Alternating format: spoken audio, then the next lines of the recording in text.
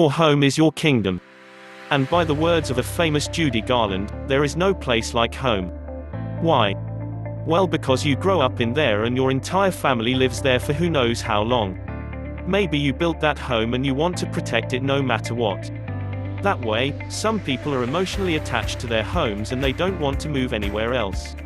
Some just don't have the money to buy a new home and don't want to move. Here are the 10 most stubborn homeowners. Number 1. Edith Macefield. Edith Macefield refused to sell her home even after being offered more than $1 million for it. She later became the inspiration for the movie, Up. Wow.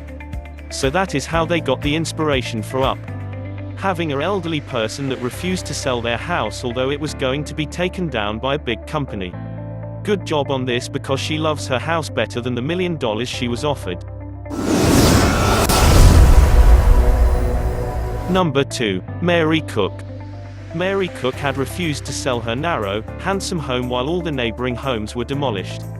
Today the house sits tightly squeezed between its giant neighbors, looking much like an illustration from a children's story book. And the curve of the central building makes believe that he's compressed. Number 3. Veera Cheng.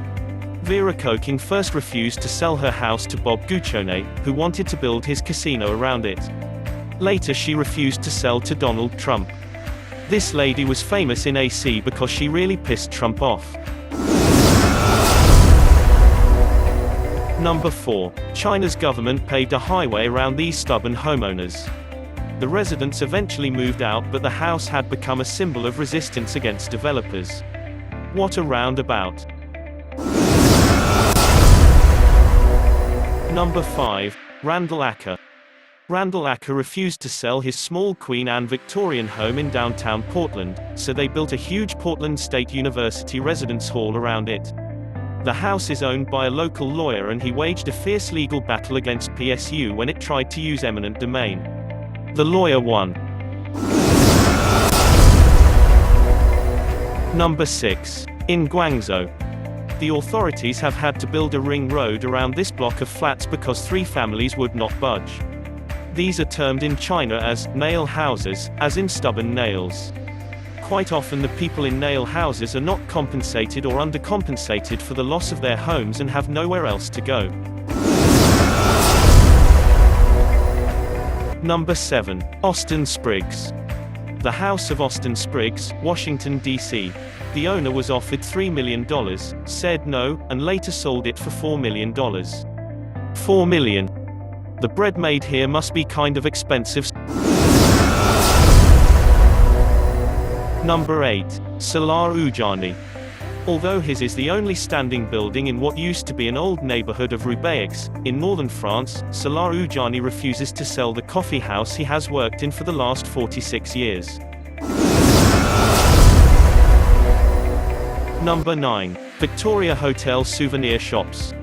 The founders of this hotel couldn't buy these houses due to the high asking price. So the hotel was built around the 2 buildings instead, and they are now souvenir shops.